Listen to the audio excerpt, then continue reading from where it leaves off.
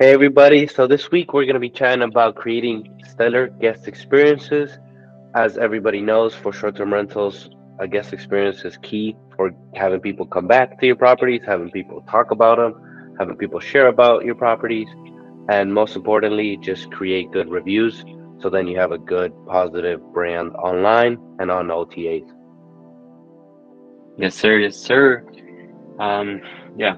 Well, where do we start with the guest experiences and creating a stellar guest review? Where do we start? Um, damn. There's a lot to cover, I feel. First and foremost, I mean, I feel like creating an Instagrammable space where, like, people can come have an experience and people are just like, oh my God, they're instantly wowed as soon as they walk into the place. What, adding really cool amenities, maybe like a video game machine or um what else would it be? Uh life size Um, yeah, yeah, life 100%. Like in one of the lofts downtown, we have set up a chalk wall and we just have it hashtag. We just have a little hashtag, where are you from kind of thing. So when everybody writes where they're from, some kind of moniker. Some people write their socials or things like that, and it's just gotten filled. And every once in a while, we'll clean up a little bit, but it's lovely to have that and just people to have their own touch on the unit. yeah, it's pretty cool. I like it. um Jumping into it, the power of guest reviews. How when we say powerful guest reviews, what do you think? What do you think they mean by that? I So think especially like kicking it off with the beginning, those first three reviews that we set up, especially like Airbnb, that does an average of the first three. It really matters to be able to hit the first three reviews and have good stays. Make sure they have a good experience. You might also be working out some things because they're your first guests. So something that we recommend is you should stay at the property or have a friend stay at the property before you go ahead and book it out for a full price. And with that, you get firsthand experience into some issues that may occur with those first guests. But just kicking it off well, and then from there, just it's a snowball effect. If you do a good job, maintain the listing, and keep doing a good job with the current guests that you have, your property should crush it on OTAs and direct booking. yeah, stellar experiences. uh Diving into some of the stuff we're probably going to tap into soon. We kind of made like a list on our page in our notes. We were kind of trying to tap into something crazy, more out of the ordinary. Um, I was thinking we do maybe like outrageous designs on like the walls or something, or mix matching colors like that. Just trying to make a wow space, creating an experience for the guests, like something Yeah, they've never seen, you know. Um, I was reading an article. It could work, yeah, but yeah, definitely. Something that they're not used to, or something that colors or experience. something they don't I see think every that's day. yeah. And that's more especially focused on those shorter term stays. If we have like a midterm rental, I would stay away from creating something too flashy because it might turn some people away. If they're staying long term. It's Yeah. something that Sean Rakadich mentioned. Hmm. So it's an interesting thing to note, comparing like MTRs versus STRs and how design plays a role. Yeah, wasn't he mentioning that he was saying that it's like you'll probably get more short-term rental stays, guest stays with the flashier design rather than like the cozy stay where people want to Yeah, stay longer term. Yep, yeah. it's pretty cool. But on the power of guest reviews, something that we do intentionally is as guests are wrapping up their experience with us, we we let them know like, hey, is there anything that would make this not a 5-star experience? So we kind of hint that, hey, if there is an issue with this, please let us know. We can chat about it. We can work through it. Even if they don't give us a good review, we can work through it and hopefully have it right for the next guest. The main idea there is that, especially we see the older demographic, they'll focus and compare like the star method of like OTAs of like 1 to 5 star to what hotels have. And most people don't know, except if you're in the hospitality business, hotels get 5 stars because they need to have a certain amount of seats in their restaurants, they have to have a spa facility. They need to have a gym facility. There's like certain ticks that if they just tick that off, then they are that star facility. So that's something that we need to work through as we are, trying to get reviews on OTAs. Because if you have below a 4.8, Justin, it's detrimental to the account. It's detrimental to the search impressions that you get on that listing. Yeah, unfortunately, we've seen that. Yeah. And also adding to like the guest experience, I believe convenience for the guest is very, very key. You know what I mean? We've gotten some recommendations on like labeling certain areas, like a door or like a light switch or something. What light switch clicks on this light? You know what I mean? Yep. Convenience can create that experience for a guest and can Yep. lead to 5-star review. Just that simple. Uh, Yeah, like in Louisville, we have a property with two Google Homes, and we were just having a lot of, not a lot, but a couple of people would be like, "How does this work?" So we went ahead and just set up uh, a little photo cutout of the instructions on how to use it. It's a simple slide on the side, but it's not a visible slide. So if you don't know you might be like, "How does this work?" The screen isn't touch screen, so it could be a little confusing. So we just went ahead, put in a little thing out, stuck it on both of them, and it's been working well from now. Yeah. Yeah, another thing that can help with that is Canva. You can use Canva, write out a lot of the instructions or like a house manual. That really helps. Or maybe like a chalkboard at one of the properties we have, me and you. We have like a chalkboard with like the Wi-Fi stuff and who to call if something happens, maintenance guides, stuff like that. You know, convenience could lead to a great guest review. So I think so. And then going into just, good guest experiences would be creating some unique guest experiences. So what's your thoughts there? What do you see about creating some unique experiences that the guests can remember and chat about with their friends, family Well, after their trip? yeah. Well, earlier I was rambling off about creating a cool design on the wall. But I mean, that can't be the only thing, you know. And also, a little jukebox, maybe something out of the ordinary. What? Uh, I would say having a trampoline at an Airbnb is pretty unique, but not really. Um, Pretty high on hmm, insurance probably too. yeah, and liability. But something, you know, that's something I should really tap into. I should try and focus on creating a better, a wow experience. I want So to say like, stellar. with therapy, for example, what we do is Hmm. I'll set up a little like care package for everybody with just like some glasses related to the uh, to the event. I think last year was 125 or 126, something like that. So every year they come up with new glasses, and they're just like nice glasses to have, and just like some bourbon chocolate, a little bourbon, and a couple other things just to give them a nice experience. Um, and then like now coming up with like Valentine's Day, we'll probably have some guests booking us for Valentine's Day.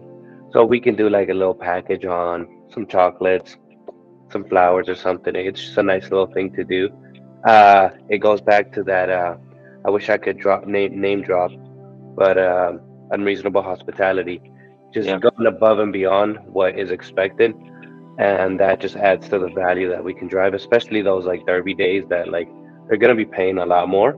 We want to make sure that value is being driven, if not by the property itself and the supply and demand, just by doing a little more and doing what, let's say, a hotel wouldn't do, or a bigger business would most likely not do either. right. I don't know why I kept thinking unexpected hospitality, or you know, I guess, Unreasonable hospitality, but yeah, yeah, unexpected is I along guess the you can lines. Yeah, phrase yeah, it. I feel like they both could work. I think phrasing it, yeah, I don't know why I kept thinking that way, but anyway, that's besides the point. But yeah, those are really key things to creating a stellar guest experience. Um, I feel like I was going off on a weird tangent before, but you are right. You know, the Kentucky Derby, getting some bourbon in there, creating a little care package for them. It's a good idea for the Valentine's Day. You know, we're gonna do some Yeah. cool stuff for these properties over here too. I like it. And then sometimes, you'll get a message about something negative that happened, either like, hey, we're having an issue with the hot water. Hey, we're having an issue with some. The main thing there to make sure, like, even it's a negative experience that they're having. So the main thing is to try to communicate well with them and make sure that whatever the solution is, that you're letting them know, not just getting the solution done, because they don't know that you've chatted with the plumber and the plumber's already on the way if you don't let them know. Uh, and those kind of like we've seen that sometimes like something could go wrong, but if we fix it in a timely manner and we work on it well, it will not impact the guest experience because they're like, hey, we told them about it, they worked on it, like we had an issue and they were prompt on it. So those kinds of things about being prompt on those issues that may have like a negative impact, try to turn it positive. Really key.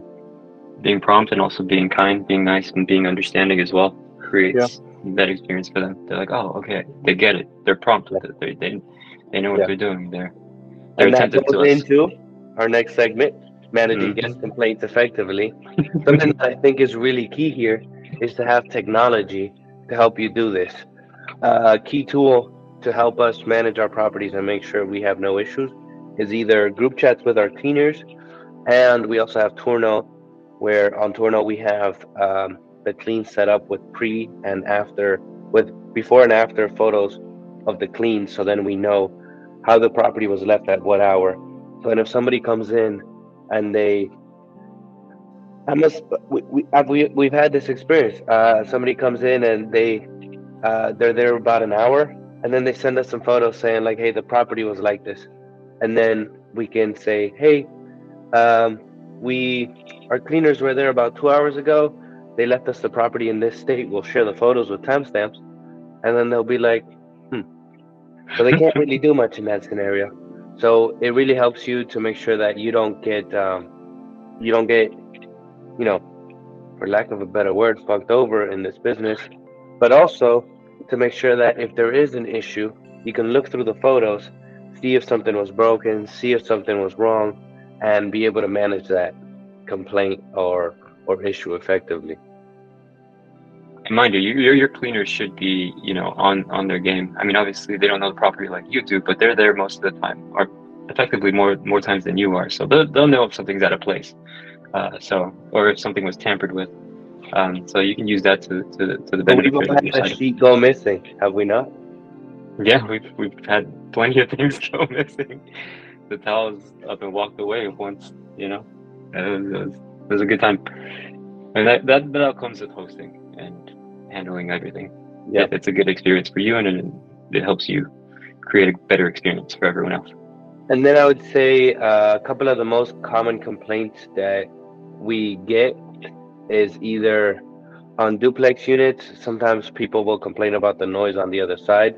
On some, we do operate both, so it is on us to manage both. On those units, we just make sure we have the minute installed on both. We just make sure we're monitoring. Sometimes we have had parties on one side, and then the other side's like, what's going on? Something along the lines of that. So we just have to work through that and make sure we don't try to mitigate those complaints. And if you Um, don't know what a minute device is, it's a little device that goes on the ceiling or close to the living room, wherever you want to go. Put it. It registers sound decibels. Really convenient if you're going to be hosting Airbnbs, stops parties. Also, the new ones, they have smoke detectors and the whole shebang. Just saying that. yeah. And Um, it's also a backup CO2 monitor, so that's good too for See safety that? measures. Mm-hmm. Um, and with that in mind, I would say that, and then in the winter, some people we try to keep the heat at about 70 in all the properties. This is more for like the stuff up Midwest, like Kentucky and Ohio. We try to keep it at 70, so then we're not paying an arm and a leg for the HVAC, but that also just keeps it at a good temperature for people. I like it at 66. Some people take it really high, and with that, we have it set at that average, and then if somebody sets it higher, it will be higher for that day, but then come next day, it'll drop back down. So some people will complain and say, hey, why is it back down? When those kind of things happen, if somebody does mention that, I'll just shut it off for the rest of their trip, the schedule, and then just have the schedule resume at the end of their trip. Does end up costing a little bit more, but so then they don't have that issue with the heat. They can have it at what they want. I have Right. had issues though that sometimes people will put up the heat to like 90, and then it messes with the system because it fails, it freezes. So you got to know the limits. You got to work with it right. Can't have it at 90 when it's 30 out. You just asked me for an issue there. People do Hey, it. People do it. of course, of course. So with that, it's like, hey, clear communication. What's the resolution? Work through it. If the guest is still there, the main thing is like, all right, is this an issue that they can still be there with? If it's not, let's see about a full refund. Like, really think about it. Like, if you were in their shoes, how would you feel if you were in a 2-1 that had no shower? You probably wouldn't feel too good. You probably would want a shower. So, be considerate. Think about the guests that are at your property and how you would feel in that situation. Put yourself in their shoes. You know, Yep. try and be as kind and understanding as well as possible, because you will get complaints and they won't sound too good. Yeah. But yeah. Um, Leading to segment 5. So what we have is enhancing guest experiences through interior design. So I think that would be a cool topic to cover.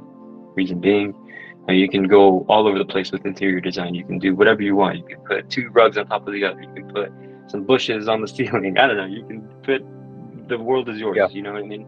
The And world the of two interior main things design. that I see that people need to do better is better like accessories, like either if fake plants or real plants, and so have better things because a lot of the rooms just feel like bed, nightstands, and just empty, you know?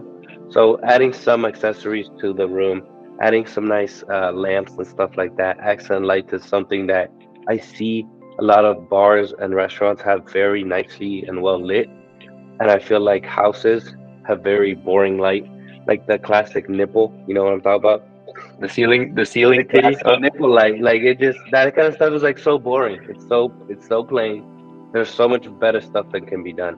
So definitely focus on art, plants, and lighting to better the interior design. Either if you're doing a painting, like painting the wall, or just creating some cool art. There's a cool website called one second. There's a cool website that I'll pop in the link. I'll pop in the description that allows you to whatever art you want. And what's really cool about this is it allows you to. I used art that was public domain, and just you can print it out and throw it on, and it allows you to create art of your size of anything, any style and any size that you want to then fit your space, fit your vibe, which I think is key because a lot of people will buy art from Target. And then now I see photos on Airbnb and I'm like, I know that fucking piece from Target. That's basic ass shit. So it's like, yo, let's move away from, oh, I picked this up on aisle 5, you know? Let's try to create some more custom pieces that are a little more different and that not everybody can have because then that means it's not as valuable. It's not as Right, nice. right. I think you called me out at the very beginning of our first property together. I think you called me out on that, on picking art from Target, and I was like, shit, but it looks good. And you're like, no, no, no, it's not gonna add value. You're probably gonna see it on another listing, and it's gonna look the same. I was like, It fuck. does look good, but it looks basic. It's like, it looks Yeah, good, but it's yeah. what everybody has. And it's what everybody does. So if you take a little more time, create your own art. I think it's like called like orbart.com or something. I'll check it out and share it. But it just allows you to create your own pieces. And they have a domain, they have an archive where you can just look at stuff that's public domain that has expired. So it's free to use. Right, right, yeah. And also another idea, if you have friends that are artistic or they, paint murals or like canvases, dude, get them to paint you something, pay them like 20, 50 100%. bucks. Yeah. And Yeah. hey, look, you put their art in your place. It's unique. Yeah, so in the 5 bedroom up in Columbus, we're wrapping up. We got some painting going there, and uh, we'll do an episode on some interior design, and then we can share that and how we work through that. Yeah, But definitely important to make people feel like the space is nice and inviting, that they can experience it. A lot of people will go to a space to then experience the space around it. What if they go to the space for that space? So what if they have so much fun and experience there that they don't really need to go elsewhere. And that means that then your space is the attraction itself, which is most properties are not at that level. But if we think about that in that way, we can see what things we can do to differentiate ourselves, be a little more just unique, and just appeal to more people. Yeah. And also some of those experiences and that interior design can get someone's creative mind going. Some artist that was trying to get away from their home comes into a creative space. They start making music, or they start painting. I don't know. They start weaving something, and they create something beautiful just from coming to your space. Yep. That can go a long way. Yeah, I had a good friend. He got the cabin over in Kentucky for a couple of weeks, just because he was like, "Yo, I want to get away for a little bit." Do a little. He was just doing a little software development. We got a little Starlink over there. He was just shooting, doing some coding, enjoying himself. Had the hot tub, chilling. Disconnected, started creating. It's amazing. You see, those are experiences. Take it from us. Take that experience and bring it into your own.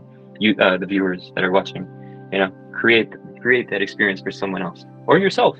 Use that space to go create another Airbnb listing for yourself.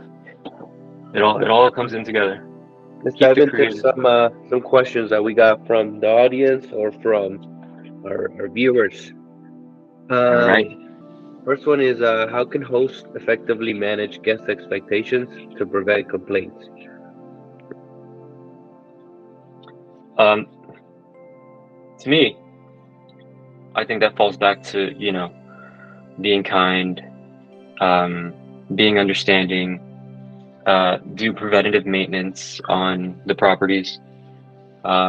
Which I feel like that's where a lot of people miss that preventative maintenance. They'll be like, "Oh, let me work on it after it's broken." It's like, yo, what if it never breaks?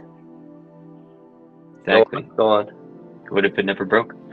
What if you caught it just in time and there's never any complaints? That's a dream world right there. That's a dream world. I mean, I think I've run out of ideas. You want to switch over to you? I know you've got a plethora of them. No, I would say that and just good communication with the guests sorry, not the guests, the cleaners, to make sure that we're good on inventory and everything should be stocked up, as in like everything from batteries for the remote controls that we know go out here and there to the good toilet paper and extra trash bags because people just love to consume extra when they're traveling. Don't leave that stuff out. They'll take it. Not everyone. Some people. Yeah. All right. So, but hopping into the next question, what are some effective interior design tips that can significantly enhance guest experience? I think we covered that one. We covered it a bit, but I'm gonna get into it a little bit more. Okay. The best two ways is to paint something, because paint is relatively cheap and could make even a small space feel bigger and things like that. And if not that, I would say to buy some wallpaper. Wallpaper is not too expensive, and it could redo a space or redo a texture of a wall, so then it feels different, and that could create an interesting space. You know what I was going to add to that? What are those wooden frames that attach to a wall? Well, you can attach them to it. Wall. Like wooden slats, like those wooden slats. Yeah, wooden slats that's with like an accent color. Yeah, and that's something that I've thought about. I hadn't executed on it because you don't need to have a saw and stuff, but it does make it easier to work with a saw with that stuff. But that Let's kind of brainstorm stuff on that. It isn't too expensive. It does look cool. That would be cool to paint or do some kind of like something like that. I would love it if it was like black and had some gold accents or something. That'd be pretty cool. Ooh, let's explore that. We've got a project that we're going to be launching soon, so let's explore that. We should put that in our ideas bucket right there. And then, so next question we got is, what's the best way to respond to negative reviews to show future guests that you value the feedback? Okay, so effectively just acknowledging the negative review and acknowledging that it was taken care of, and that everything's fine in the Airbnb for future guests to see and be like, okay, these guys handled it very kindly, very promptly, and made sure the space was, all set and ready to go for the future guests. So I think like that would be the perfect execution for that scenario. And the main thing there is don't get emotional. If it's your first one or something along the lines of that, don't get emotional because it sucks to get a bad review, but don't let it hurt you because it's not going to be good for your brand. It's not going to be good for your future guests because they're going to see that you just got mad at somebody that gave you constructive feedback, even if they may have been wrong. Just take it on the chin, learn from it, see if you can prevent that from happening in the future. If it's a review that isn't related to your listing or something under your domain, like a neighborhood issue or something along the lines of that, see about getting it removed through, Airbnb's terms of service and things like that. We have seen that it's gotten harder and harder to get reviews removed, even though we see cause for them getting removed. But best thing is just respond kindly, say that you fixed it, and just state that it's in a good condition for future guests. Yes, sir. I like it. Okay, jumping into the last question. How can hosts create personalized experiences for guests without intruding on their privacy? What are your thoughts? What do you think?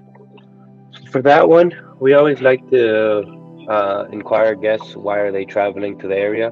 Not everybody responds, but those that do, we like to just see if we can offer them additional info on restaurants or help them with like in around Louisville, we'll help them with getting set up with a bourbon tour, something along the lines of that. Down in like Florida, we'll just let them know where the beaches are, where good restaurants that we like are with seafood, things like that. Yeah. Eventually we do want to expand a little bit more and have a concierge arm where we just help you if you have an idea of like, hey, I'm trying to do this for the weekend in Miami. We can be like, all right, we got a couple of things we can get planned for you. Like we've been chatting about combining the short-term rentals with yachts, and then that would be a great thing to combine with some clubs or restaurants. So then it could be like a triple thing of like, hey, house with yacht, head over to the restaurant, head over to the club, back to the house. Like that's just a killer experience. Like just going through that just gets me going. I love that. So something like that, creating a little bit more.